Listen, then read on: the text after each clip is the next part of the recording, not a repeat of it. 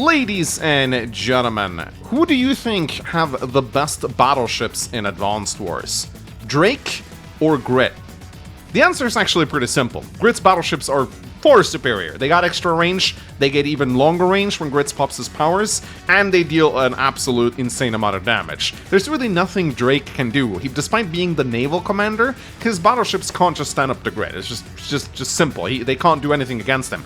However, when it comes to other naval units, once we get submarines involved and cruisers, then it actually becomes a bit different. Then it may not be as simple anymore, because of course, Grit's firepower is really weak, and Drake's naval units are incredibly hard to kill. On Advanced Wars by Web, he has a 25% defense bonus to all of his naval units, which means that Grit's submarines and cruisers, they practically don't deal damage to Drake.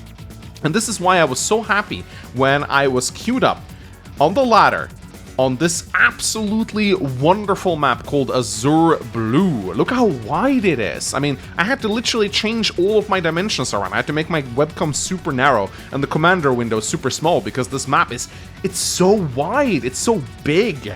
I mean, just look at it. This is by far the most fun I've ever had playing Advanced Wars on Advanced Wars by Web. This is my favorite match that I've played in months, maybe even years. I've never ever seen a pure naval battle before. Okay, it's not a pure naval battle. That's not completely accurate because you do have airports in the corners, but there's only one airport per player, and they're far out of the way, and they're surrounded by mountains. It takes a little while before you can get to them. So in this battle, naval units actually will dominate. They are by far the driving force here. There's going to be some land battles on these narrow strips right here. This map reminds me a little bit of Viridia Aqua, a little bit, but on that map, air units do tend to be pretty dominant. But you have these like very narrow strips of land here. You have these double harbors, which allows ships to move through them. You got this you got 4 center islands here with a property each. You got a rogue harbor, which cannot be captured. There's no shoals next to it. And if you can like position one of your battleships here on this middle harbor, you actually lock down every single city, which is really cool. So again, sometimes on this channel I will host like top level games played by the best players in the world. This is not one of those games. This is a silly game, a really weird game, but it is a fun game. I mean, how often do you get to see Grit versus Drake in a naval battle, ladies and gentlemen? I mean, that is just bonkers. So without further ado, ladies and gentlemen, I say we just jump into this match. So I'm obviously playing Drake here against Commander Wolf, my opponent. I don't remember his elo, 1000, 1100, something along those lines. I don't remember, but it's like a mid-level match here. Nothing in the range of Grandmasters or anything. But fun fact about this match, it's actually a tier 1 match, which is a little bit weird because if you look at the Hyphon's tier lists, then you'll see that both Drake and Grit are tier 2 COs. So we're actually playing a tier below. Now, on this map, I think Drake may be treated as a tier 1 CO. I'm not entirely sure. I definitely think Drake goes up a tier every time there's a naval battle.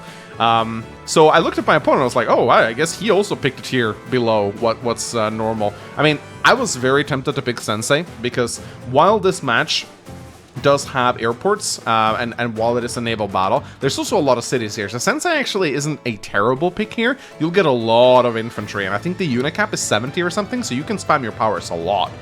But, yeah. Anyway, ladies and gentlemen, let's get started.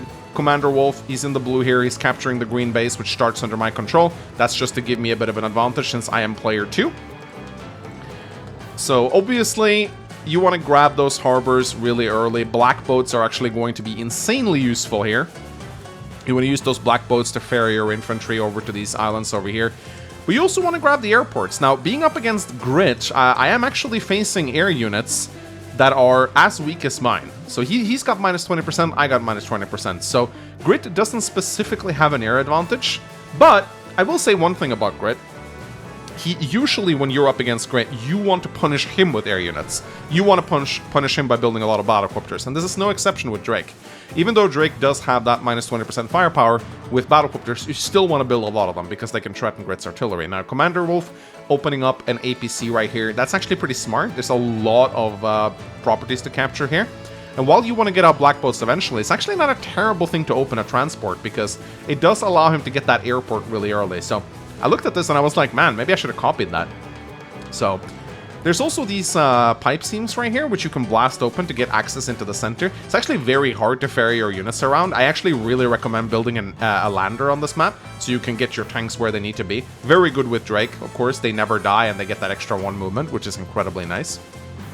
So here, I'm just moving my infantry along here. Gonna try and grab these 4 properties before my opponent can. I don't think I mentioned this, but this is a high funds match, so it's a 2k income per property, which is why, you know, why naval units are even viable in this matchup. Like, if you have a regular income match, then you're not gonna have the money to build battleships.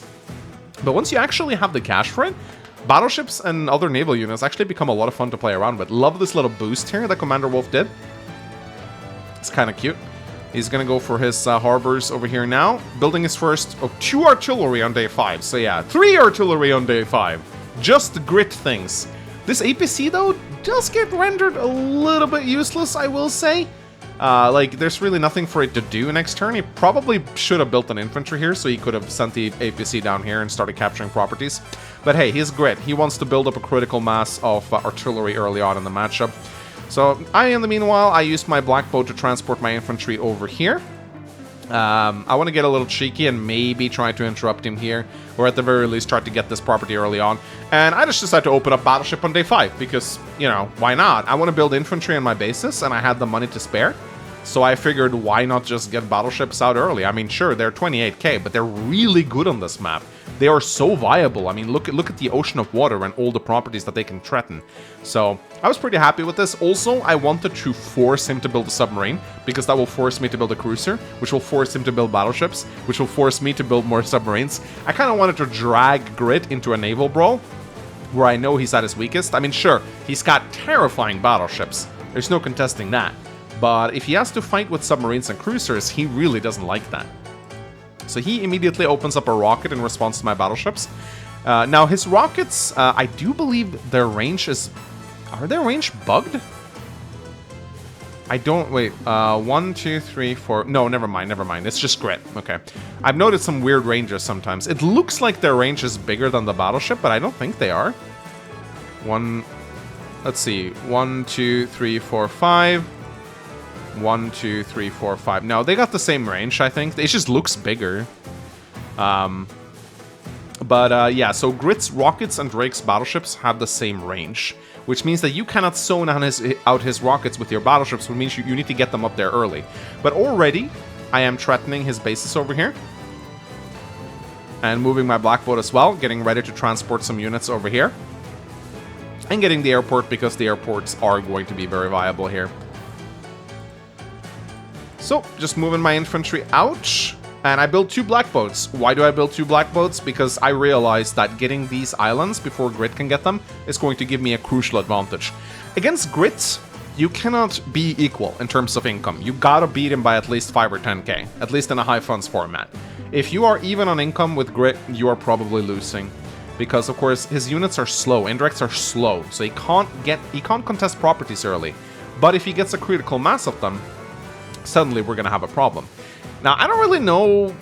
Yeah, so here I actually captured because I thought that he wouldn't want to base lock himself, but he decided to take a shot at me anyway. So I guess that's fine. I mean, he takes out one of my infantry, I block one of his bases from reducing from return. I guess it's fine. I thought maybe he wouldn't do it. But I kind of want to... It's kind of a win for me because I didn't want this rocket to get out there. This will allow my battleship to move a little bit closer. So here he is aggressively moving out, and here he builds his battleship. And this battleship is on a port, which means that I can't really attack it. It's going to repair, it's going to hit me back real hard next turn.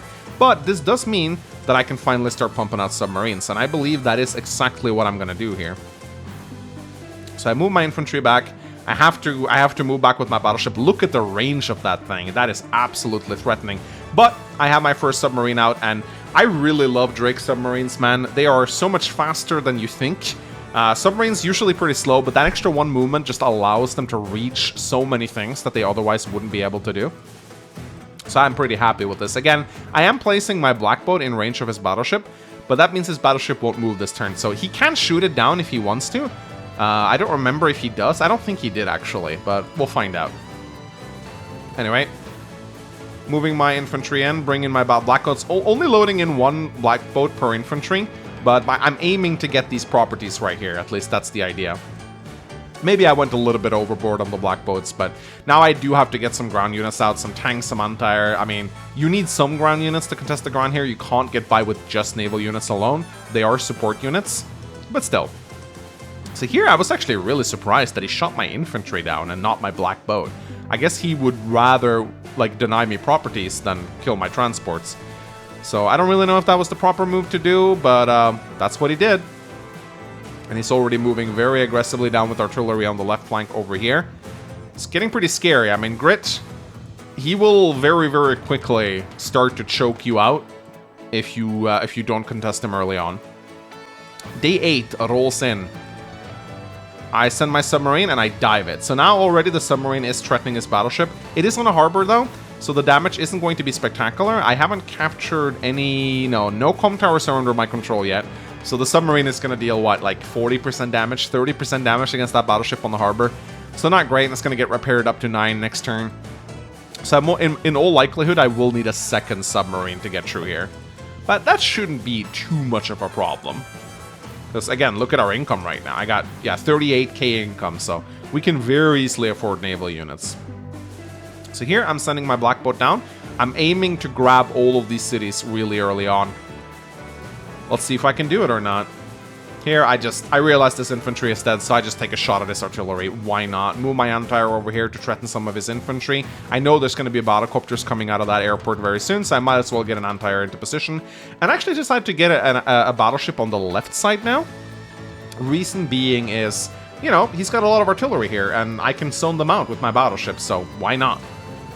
That allows me to build infantry with all my other bases, which ups my unit count, which I am completely fine with.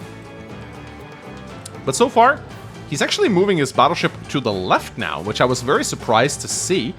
I thought maybe he would keep it on the harbor and maybe build a cruiser. And I think he may build a cruiser, but I'm not sure. So, because really, my dived submarines, there's nothing he can target them with but cruisers. Actually, no, he decides to move his rockets onto the harbors, which is interesting. Which is a smart move, honestly. They block my battleship, or they block my submarine from reaching his battleship, so actually not a terrible idea. He builds another black boat. I think this infantry is a little glitched. It's going to correct itself next turn. The replay glitches out sometimes and places units on top of each other. But at the end of his turn, you're going to see the units correct themselves. So, Commander Wolf creating a little bit of a wall right here with this artillery and infantry. As day 9 rolls in, yeah, there you can see the infantry normalized themselves. But so far, we're still on the capture phase. Day 9, and we're still in the capture phase. A very lengthy capture phase. I take a shot at his artillery, because why not? And I also move my submarine. This does reveal it to him, but I'm okay with doing that. Now, of course, if he's stupid and he moves off this harbor, then he's got a big problem. I can place a dived sub on this harbor and completely block his access to this part of the map. Of course, he can build a cruiser, but if I then get a second sub, I can actually completely block him from going through here. So far, it is looking a little bit dangerous. Like, he is definitely tightening the noose around this area of the map. But my battleship is coming in, and it is threatening his artillery. He will have to move away now. This anti-air is also moving into position. And I'm just kind of saying screw it to this battleship. You know, you want to shoot at me? Fine, I'll just continue sending infantry. Like, at least I'll give him multiple targets to shoot at, you know? And I'm getting a submarine on the left side as well. And here I was a little bit surprised to see that he just let me strike his artillery with my tank. Because here's the thing, right? His artillery are more valuable than my tanks because they take longer to get into position. So I am happy to trade a tank for an artillery. That is good in my book. It's a great artillery, which means it's much more valuable. Anyway, ladies and gentlemen, let's jam with some guitar, shall we? Love this track. At least the reboot camp gave us some good music, am I right? So here, he's starting to move his artillery over to the West Half Island, I guess it's called. He wants to try and lock down this comm tower. I'm gonna try and deny his comm tower as much as possible. Like, any firepower you can take off grid is worth it, because his artillery really hurt. You don't want to get in the position where his artillery starts one-shotting your units. That's really bad. Here, he's trying to go for this island, which is smart. I commend him. And yeah, At this point, I know I'm gonna take fire from the rockets, but I'm okay with it. Like, I got so many infantry in the area anyway. He denies me the comm tower, and he finally builds a cruiser. So, that's actually pretty smart. I mean, it's a grid cruiser with minus 20% firepower going up against a Drake submarine with 25% extra defense. So the damage is going to be bad, but it's not going to be that bad. I think it ends up dealing like 5 HP of damage to the submarine or something like that. So you still got to keep your submarine away from the cruisers. So Commander Wolf taking out my tank, using his infantry, gets some good luck rolls there. Using his APC as a shield, which I think is pretty cool, and builds even more artillery. This is getting pretty weird. But my battleship is right here now, and it's shelling his artillery, and both of his artillery are now useless, so his hold on this island right here, or this part of the map, is very weakened right now. I send my second submarine over to threaten his battleship, and look, being Drake, this submarine already threatens the battleship. A normal submarine would not. So, here I decide to do a join cap, because why not? And my battleship takes out another one of his artillery. Was that a weakened artillery? Yeah, that was the 2 HP artillery, so not a big... I was actually not very happy with this move. I was actually... I wanted to move the battleship up here to threaten his cruiser, but I was worried about him getting snipe attack. And you have to keep in mind, once Grit gets that snipe attack, his range goes up by 1. Which is going to be in very bad news for you. So I wanted to play it a little bit safe. I didn't want to lose my battleship early on. I know that that battleship is crucial. Now, you may be saying Manx infantry here, and yeah, I could agree with that definition. It is sort of a little bit of a Manx infantry, but at the same time, I am okay with keeping his artillery, like, locked down here and preventing them from moving this way.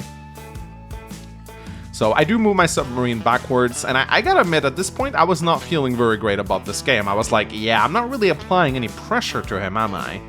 Like, I feel like I'm just letting Grit set up, and that's never a good idea. But I do have one saving grace, and that's my global damage is coming in very soon. And that global damage is going to be so devastating on a map like this with so many units and so much value. So, I don't really know who's the most stally CEO out of Drake or Grit. I feel like Drake might beat Grit out in a stall match, depending on how big the map is. But yeah, he really is not going to let me get these properties, which is a little bit annoying. But I do currently have the unit cap to combine and keep capturing here, so I guess I'm just going to have to do that. Luckily, I do have a very big infantry count due to building all these naval units. But Commander Wolf is pulling back on this island right now. I'm pretty happy with this. This battleship will allow me to eventually wrestle control unless he gets a submarine over here. Or maybe even a bomber would be nice. He is inching closer with his rockets, and now he's actually placing his rocket. Now, this is a bug. This is definitely a bug. I don't know why, but it seems like the replay viewer is indeed giving rockets one more range than they should have. I am absolutely certain that Grit rockets do not outrange battleships. They're tied with battleships. So this is just a visual bug.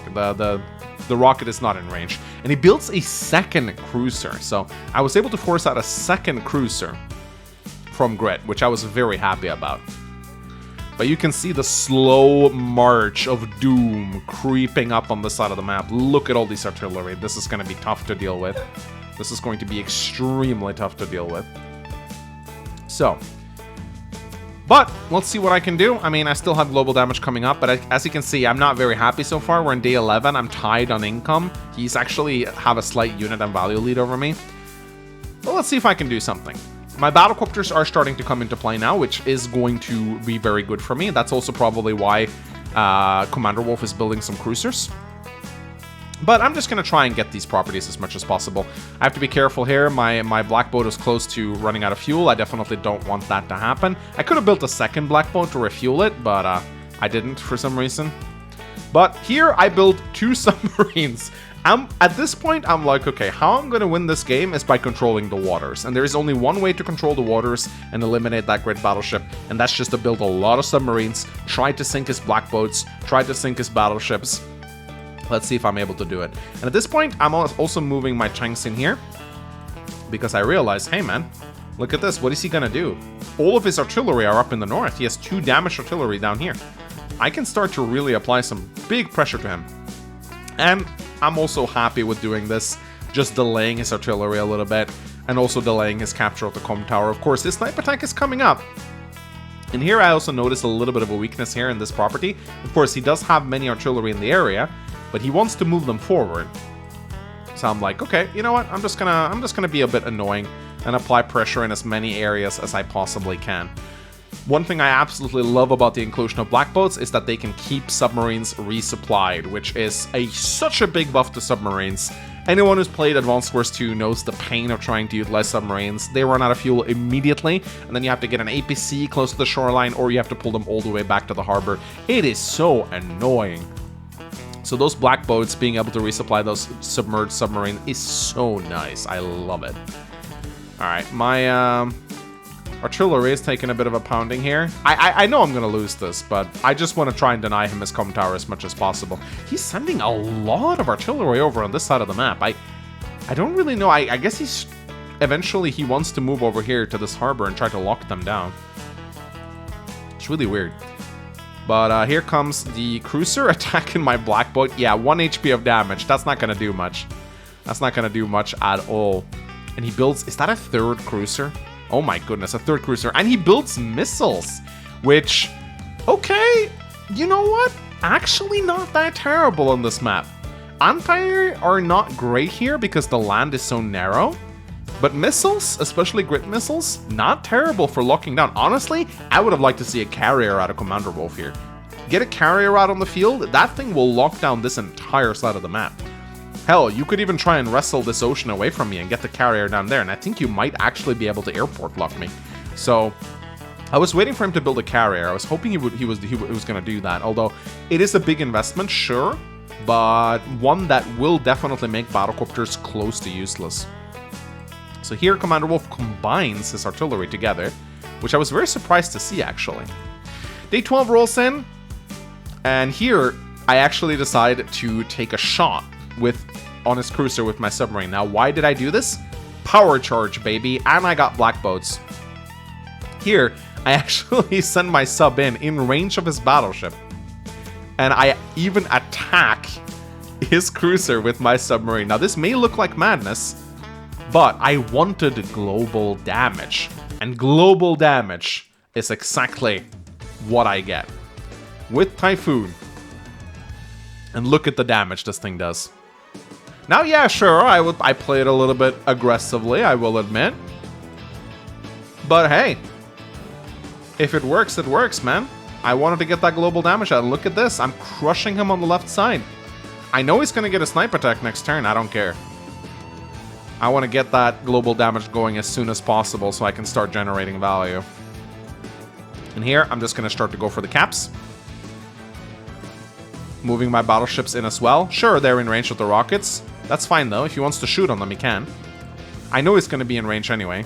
Here, I may be getting a little bit ballsy, looking at this playstyle right here.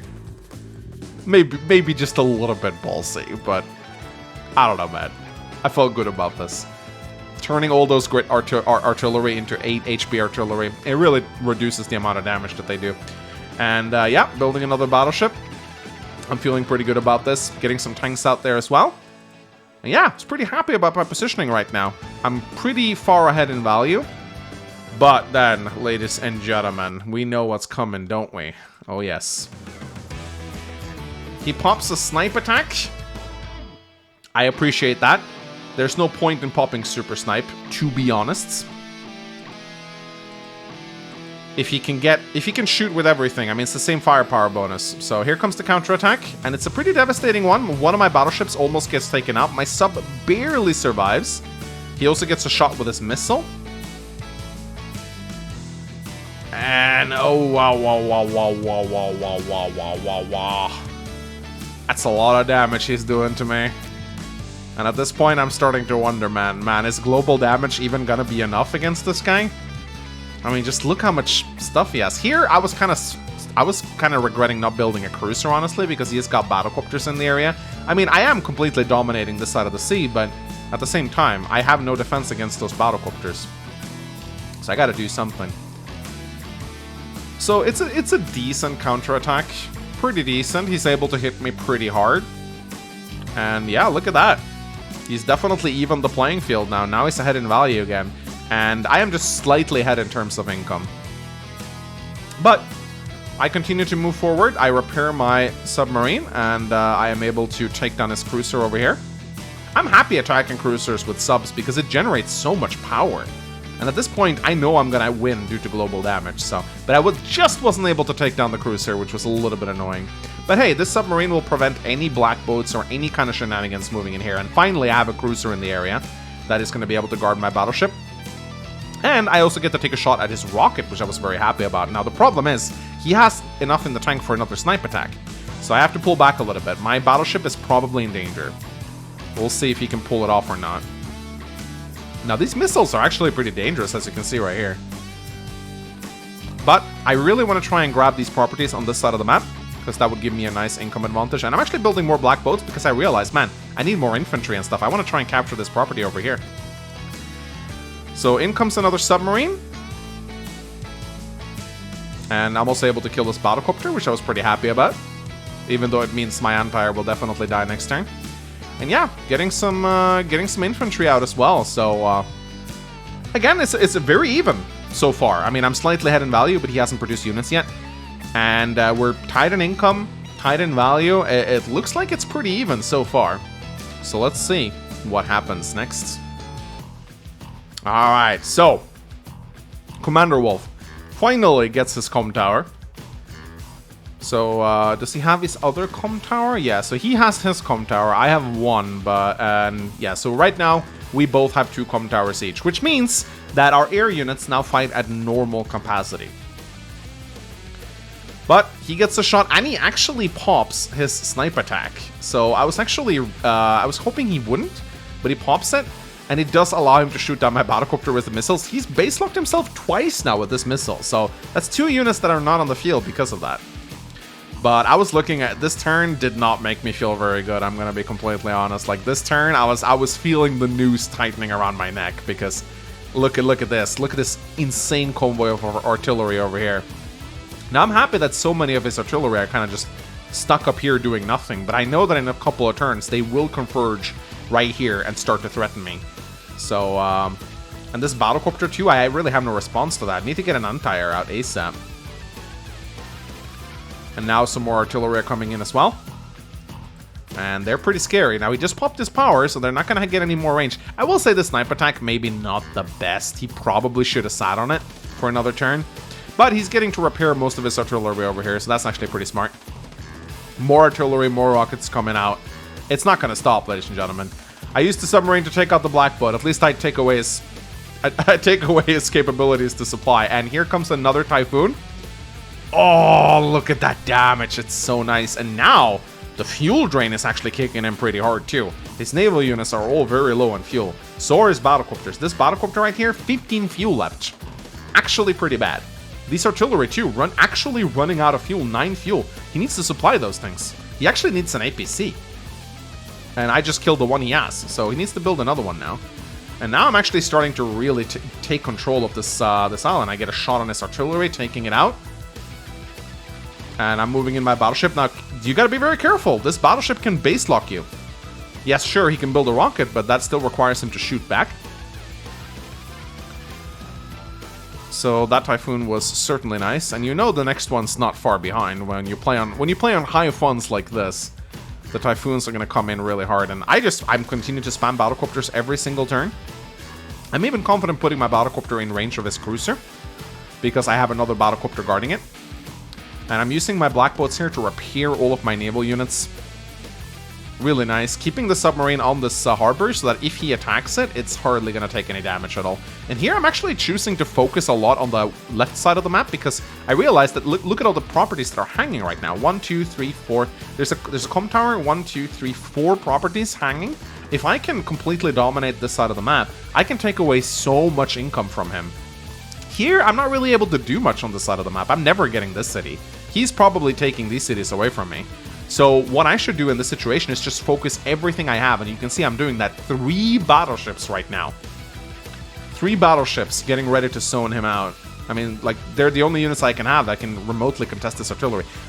Did you guys see how many units got supplied this turn? Look at that, look at that, look at that. Oh! How much money did he spend on repairs? He's got, let's see, he's got, let's look at his income. Wait, how much... Can I not see how much money he spent on repairs? He's got 1k in the bank, 60k income. Yeah, look at that, look at that, look at that. So, he has 60k income. He spent 30k on repairs right now. 29k. 29k on repairs right now. That's actually pretty insane. So I actually can't build that much this turn. And I just get a shot on my battleship, which is a little bit annoying. But it's not the end of the world. I still got more battleships here. But he continues to shell my units. Even takes a shot at my battlecopter.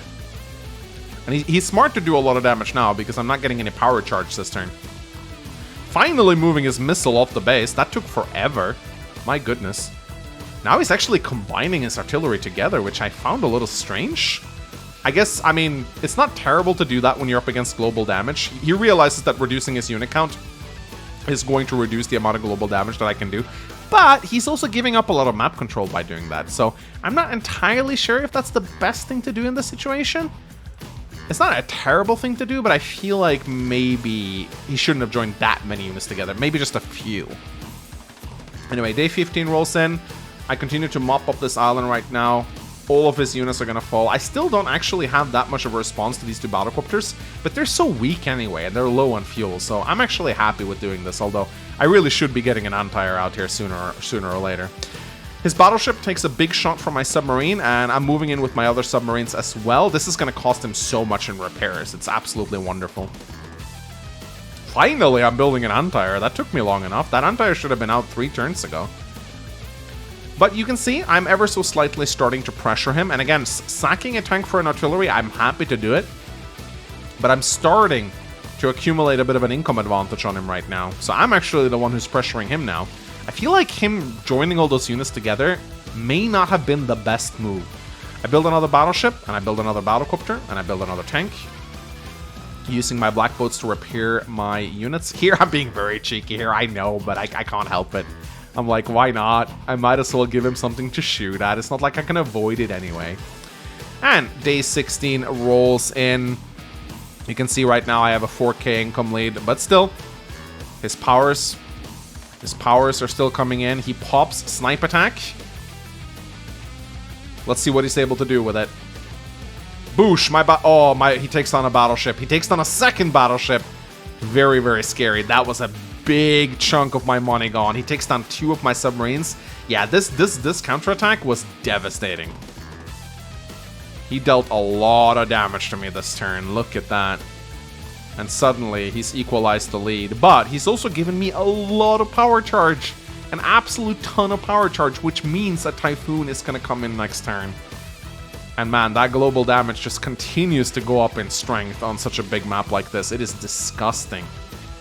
So, ladies and gentlemen, let's see how much damage this global damage decides to do. I pop Typhoon. He goes from 279,000 down to 215,000. That is absolutely disgusting. I mean, just look at the value I'm getting from this. And you can't undersell the rain either. The rain makes it harder for his artillery to move around. And now I'm saying, screw you, battlecopters. I'm just going to start capturing stuff. I don't even care at this point. My anti-air is now in position. This is fine. Here we go. And I'm starting to pressure him on multiple fronts right now. If he's not careful, he might lose this city as well. So that would be really bad. And this is what I was talking about at the start of the match right here. This is what I was hoping for. This battleship is unkillable at this point. It has 55% extra defense, 65% extra defense when I pop my powers. That's starting to get into ridiculous territory. That means the battlecopters hardly scratches it. Even grit battleships are not going to do a lot of damage to it. And this battleship sits so comfortably in the center right now. Just, it beautifully locks down this entire ocean. And I'm really happy I was able to get a battleship out of this position. So here, my battlecopters are coming in. I'm taking out his cruisers. I don't care about the missiles. He only has a single missile, so I'm fine with this. There we go. More battlecopters coming in. I'm building another submarine and another battleship. There we go. Day 17 rolls in for Commander Wolf. What is he going to do? He sends in his cruisers. Still able to one-shot. He takes out 3 battlecopters. Oh my goodness, trying to attack into this area is hard. It is a tough wall to crack right here. Look at this. Incredible. But look how slow these rockets are. They can move one.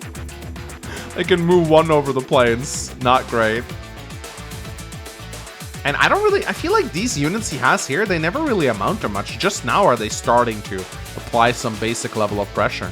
And he continues to join his units together to try and reduce my global damage. Oh, that was kind of scary. Yeah, okay, never mind. That was a 3 HP battleship. Day 17 rolls in. I'm still only 4k ahead. Our values are similar. Our unit counts are similar. But I do have very good positioning, and I'm starting to capture several properties from him. I'm finally able to take out his battlecopter in the bottom left. And now several of his cities are hanging. And he only has like 2 artillery in this area. Most of his units are over here. And look at this, a battlecopter that can't even be contested. He needs Antire out here. And I build another battleship here. I'm not done. Like, I'm okay with throwing units into this meat grinder as long as it means he's staying around in this area. So here, just moving in. Again, once again, sacking a tank for an artillery. I'm happy to do it. Building another battleship and another submarine coming out from the harbor right here. But still, it's pretty even. He's going to get his power next turn, and that's probably going to hurt like an absolute bee. So day 18 comes in. He pops his 3rd snipe attack. Let's see what he's able to do with it. Tank, gone. That was a black boat, I think? Yeah, black boat, gone. Oh, he actually built a... So, fun fact, he built a battleship here on this port, and I actually moved my submarine closer to it, not realizing that there's a shoal tile in front of it. So this battleship is actually immobile. But it's still a pretty okay battleship, though. Oh, he kills 2 tanks and infantry, damages my battleship. Oof. Even his missile is dealing decent damage to me right now.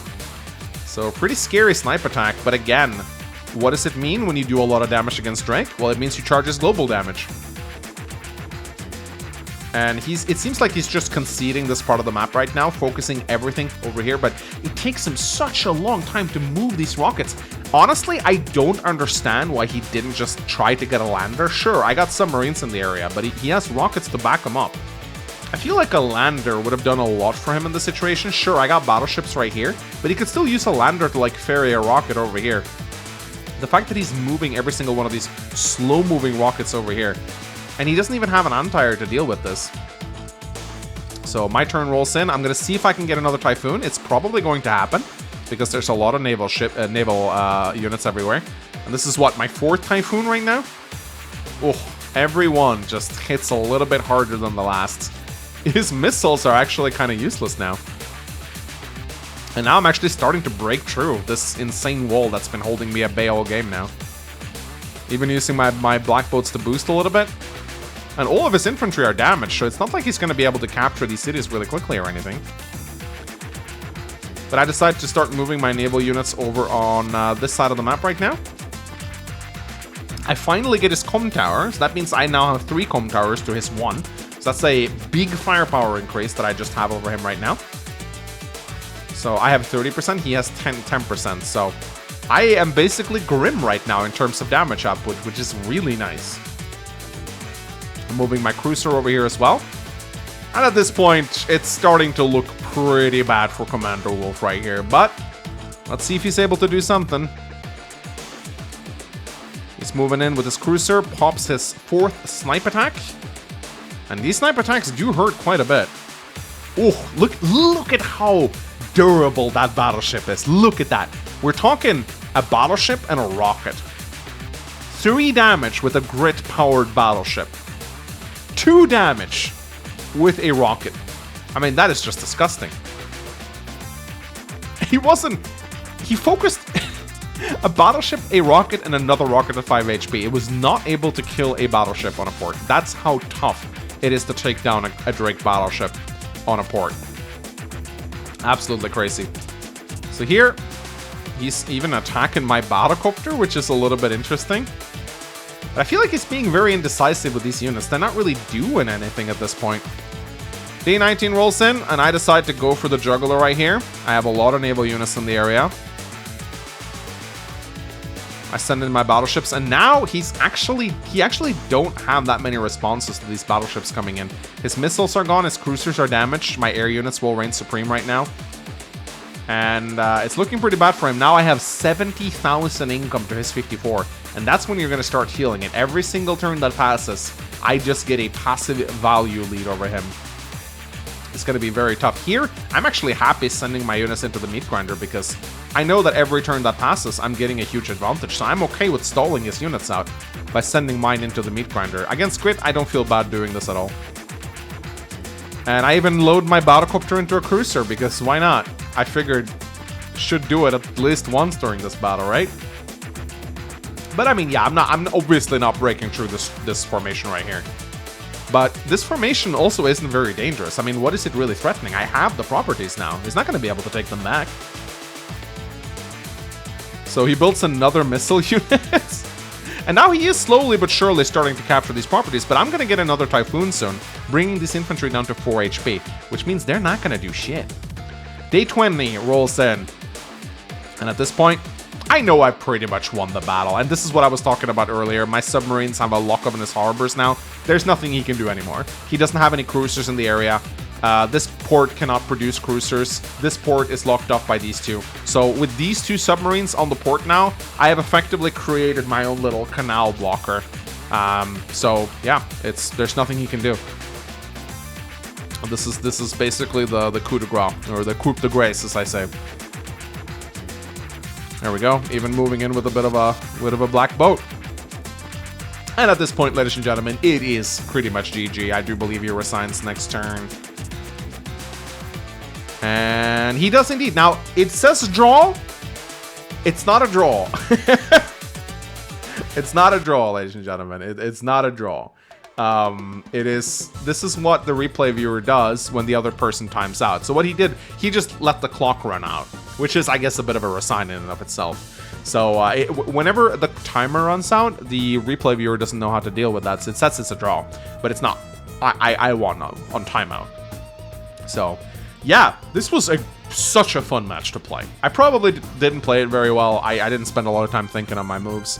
But my goodness, what a fun map. How often do you get to play with naval units on the ladder? That is just incredible. Please, Advanced Source by Meb. Advanced Source by Meb. Advanced Source by Web, please add more maps like this. I beg of you. I beg of you. I want more maps like this on the ladder. More naval maps. Please, add them to the live league. I want to play a live naval match. I love boats. I love battleships. They're so much fun to play around with. They create very interesting matches, but they do require the map to be built around naval units, which this one was. So, Commander Wolf, GG. It was an excellent match. Most fun I've ever had playing a match in years. This was such a fun match, and I hope you guys had fun spectating it as well. My name has been Mangs. Thank you so much for watching. I will see you guys next time. Bye-bye.